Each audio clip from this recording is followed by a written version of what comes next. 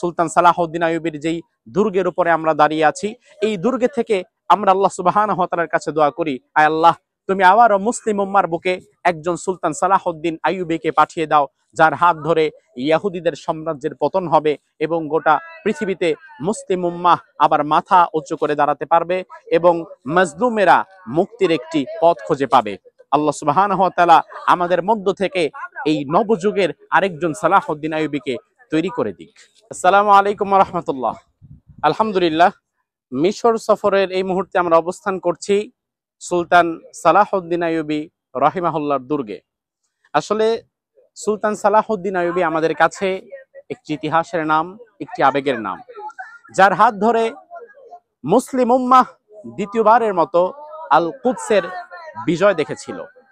সুলতান সালাহউদ্দিন আইয়ুবী রাহিমাহুল্লাহ তার বুদ্ধিদীপ্ত রণকৌশলের মধ্য দিয়ে দ্বিতীয়বারের মতো আল কুদসকে ক্রুসেডারদের কাছ থেকে তিনি মুসলিম উম্মার হাতে নিয়ে আসেন।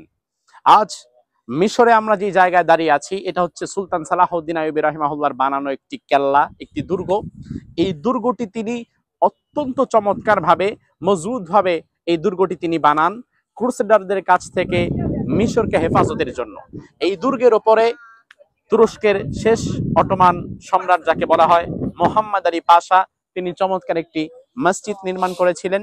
সেই মসজিদের সামনেই আমরা এখন দাঁড়িয়ে কথা বলছি। তবে দুর্ভাগ্যজনক বিষয় হচ্ছে মুসলিম উম্মাহ যার ঐতিহ্যগুলো হারাতে বসেছে, যার সবচেয়ে বড় প্রমাণ হচ্ছে এত চমৎকার মসজিদ, অথচ এই মসজিদে নামাজ হয় না, আজান হয় না।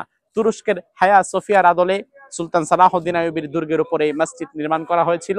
তবে এই মসজিদ মিশরবাসী তার পরিপূর্ণ আমানত হয়তো রক্ষা করতে ব্যর্থ হয়েছে, যার ফলে এখানে এখন নামাজ হয় না, আজান হয় না।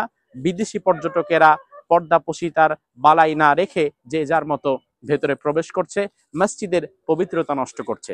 তবে আমরা আশা করি আল্লাহ সুবহানাহু ওয়া তাআলা যেন আবার আমাদেরকে একজন সুলতান সালাহউদ্দিন আইয়ুবী দান করে। যে প্রাসাদে আমরা দাঁড়িয়ে আছি, সুলতান সালাহউদ্দিন আইয়ুবীর যেই দুর্গের উপরে আমরা দাঁড়িয়ে আছি, এই দুর্গে থেকে আমরা আল্লাহ সুবহানাহু ওয়া তাআলার কাছে দোয়া করি, আয় আল্লাহ তুমি আবারও মুসলিম উম্মার বুকে একজন সুলতান সালাহউদ্দিন আইয়ুবীকে পাঠিয়ে দাও, যার হাত ধরে ইহুদিদের সাম্রাজ্যের পতন হবে এবং গোটা পৃথিবীতে মুসলিম উম্মাহ আবার মাথা উঁচু করে দাঁড়াতে পারবে এবং মাজলুমেরা মুক্তির একটি পথ খুঁজে পাবে। আল্লাহ সুবহানাহু ওয়া তাআলা আমাদের মধ্য থেকে এই নবযুগের আরেকজন সালাহউদ্দিন আইয়ুবীকে তৈরি করে দিক।